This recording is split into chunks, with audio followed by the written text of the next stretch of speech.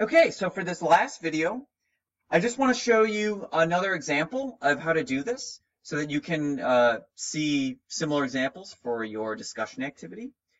What we saw before was doing a randomization test for a single proportion, and the first part of the discussion activity is a randomization test for a single mean. But remember, another thing that you did in the last unit was you did a bootstrap for a difference in means because you looked at the PISA test between USA and Finland.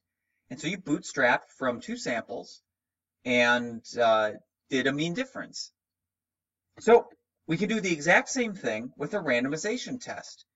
We can compare two groups, two samples, their mean difference, and ask a research question about that. And in your discussion assignment, you're going to do that. You're going to do it for something called the Stroop test, which is a test you can read about it in terms of what it measures. It's a type of sort of intelligence reaction time type test. And it's going to be comparing results from two groups, a marijuana users group and a non-marijuana users group. So you'll play with doing a randomization test for a difference in means, a difference in Stroop test mean scores. So let's go through an example of how to do a randomization test for a difference in means. But this time, instead of just using the USA-Finland PISA scores like we did before, let's look at two different countries, or at least a different comparison. Let's look at USA versus Spain. So for testing a claim about USA and about Spain and comparing them, we can ask, is there a difference in the mean scores on this PISA test between children in Spain and children in the US? Perfectly reasonable research question. And before we sort of set up our hypotheses, I want to show you where the data are. I added it as a new data file down in here. So we have United States, Spain. I just added that now. So that is in there. And I've got these data here open. So I've got Spain PISA test scores and then USA PISA test scores. Okay. Okay. So we set our research question. So what's our hypothesis? Well, we don't know whether or not Spain or the US might be larger than one another. We don't really have a guess as to what direction this difference might go, if there is a difference. We just want to say, hey, maybe there is some kind of difference between these two countries on their PISA test scores. So we can set up a two-tailed alternative hypothesis simply by saying, well, the mean score for Spain is different than the mean score for the US. That's what we are going to suspect might be happening. That's our suspicion. That's what we want to find evidence for. That's the interesting result. And therefore, the uninteresting result, the null hypothesis, is that the scores, on average, are the same between the two countries. So we can write this another way. We can just mathematically put the mean of the United States score on the other side. We can move it from right to left. And we can say that our alternative hypothesis, the interesting result that we're looking for, is that the difference between these two population mean scores is not going to be zero, something other than zero. Therefore, our null hypothesis, the uninteresting result, the thing we're going to model, is that the difference between these two scores is zero. An important point about difference in means is that the parameter of interest is not just one mean or the other mean of these two groups. The parameter of interest is the mean difference itself. So in the matching dogs activity, the parameter of interest was the population proportion. In the body temperature example, the population parameter is the mean body temperature. In this example, the parameter in the population of interest is the difference in the mean PISA test scores. Okay. Now, this is how we were to set up the hypotheses if our research question just does not know whether or not Spain is bigger than the US or US is bigger than Spain. We are just hypothesizing about some kind of difference. Maybe alternatively, if we were to have some expectation that Spain tends to score higher than the United States for some reason, that would give us a direction to guess in for our alternative hypothesis. And therefore, when we guess a certain direction, say if we guess that Spain will perform better on average than the US on this test score, then we make a one-tailed hypothesis with the greater than sign favoring Spain. And we would say we are looking for evidence that Spain performs better than the US. The null hypothesis is still the same, that really there's no difference between these two. But if we have an idea as to which country might be ahead, we can build that into our alternative hypothesis. And the math is the same here. We could subtract the mean of USA, move it over to the other side, and our alternative hypothesis is that the mean PISA test score from Spain minus the mean PISA test score from the US is greater than 0. And the null is that the difference is equal to 0. And again, the parameter of interest is the same thing. It's just the mean difference in these test scores. Okay, so that's our setup, and let's do this two-tailed example. Let's just say, we're just going to say, is there a difference anywhere? We don't know whether it's Spain or US. Let's just say, is there a difference? Okay. Let's carry this out. All right, so we can go to StatKey, and we're going to be doing a randomization hypothesis test for a difference in means. And I have the data here, so I'm just going to quickly drop that in. My 200 scores. Whoops.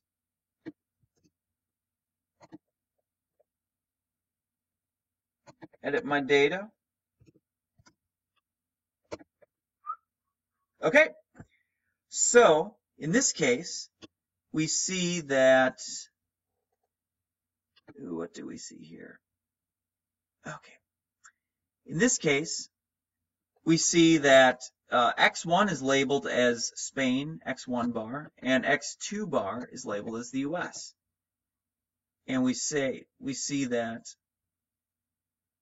boy, that is not showing up clearly. Well, we will go with it. Okay. So what we see in our original sample is that Spain has a mean test score. Oh, no, that makes sense. Good. Spain has a mean test score of 30.96, and the United States has a mean test score of 30.1. That's our sample data. That's our sample result.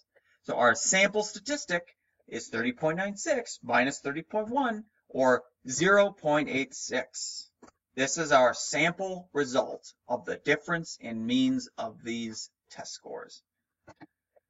Now, let's generate some randomized results, some fake samples. Again, we are going to assume that the null hypothesis is true. We're going to assume that the mean difference is equal to 0. We're going to assume that these two population parameters are equal to one another. What that means, we're going to bootstrap with replacement, like we always do, but then we're going to subtract 0.86 from every single result to move our bootstrap distribution to a center of our null value of 0. So let's do that. 2, 3, 4, 5, 6, 7, 8, 9, 10.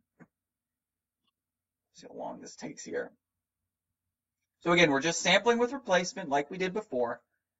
And then after we get that mean difference, that bootstrap mean difference, we are subtracting 0.86 to move our distribution over to indeed a centered null value of 0. No difference. And we can hover over any one of these bootstrapped results to see what they look like in the lower right here. Okay? So again, what are we looking at? We are looking at a world where there is no difference between Spain and US population test scores. And we're looking at what kinds of samples we might get if we were to repeatedly sample from the population.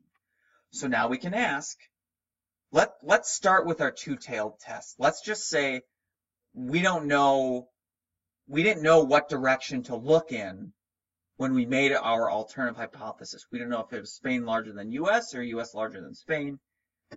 So I'm going to click on two-tail to take both of these tails into account. So our original sample value is 0.86. So where's 0.86 on here? Well, 0.86 is on the right-hand side. It's on the positive side. So I'm going to change the value, the observed result value that I'm going to check right here, and it will automatically adjust over here so that there's a symmetrical distance between the null value on each side. Okay, this is the two-tailed research question when we didn't have a guess as to where the observed result might be. And look at that, getting 0.86 or sort of getting that in the negative direction in either tail, so 0.86 above the mean, in this case about negative 0.9 below the mean. Wow, that's pretty likely. It happens 60% of the time. If it happens 60% of the time, a p-value of 0.6, that we do not have evidence to reject the null hypothesis. This null value of 0 is pretty good. So methodically, we would say, yeah, p equal to 0.6. Now, while we're here, let me just do this little proof of concept. Let's say we had done the one-tailed hypothesis. Let's say we had instead suspected that Spain tended to score higher than the US. And we made an alternative hypothesis that was instead just one tail saying Spain greater than the US. Just consider that. Then all I need to do is click the right tail because that's where my sample results will go for if Spain is greater than the US. And you can already guess what's going to happen here because we just saw it. And I get a one-tailed p-value of 0.3. 30% still pretty likely. So for a two-tailed test, you can just look at the one tail of your sample result or more extreme and multiply by 2. You can also click on two-tail and type in the observed result and then look at the two p-values, the two sets of probabilities you're given, and just add them up. It will be the same thing. Okay, but let's put this all together and wrap this up. The two-tailed p-value was about 0.6. Again, this was done in the past, and so a little bit of fluctuation there. The one-tailed p-value is 0.3. Those are very likely to occur by chance. Those are high probabilities of observing our sample result of 0.86, assuming a world where these two scores are equal. Therefore, we have no reason to reject the null hypothesis. So we do not find evidence that the mean difference in scores is different. We do not find evidence for a mean difference between US and Spain PISA scores. And let me get to this in a second. And this makes a note about 95% confidence interval and 0. I'll explain that in a separate thing. I won't get to that here. I think that'll just be a little too much at this point. So anyway, we'll connect those things. So again, conclusion is high p-value, high probability of occurring, and therefore this model that these two scores are the same, that this mean difference is equal to 0, that's pretty good. It holds up, so we have no reason to reject it, and we do not find evidence for a difference.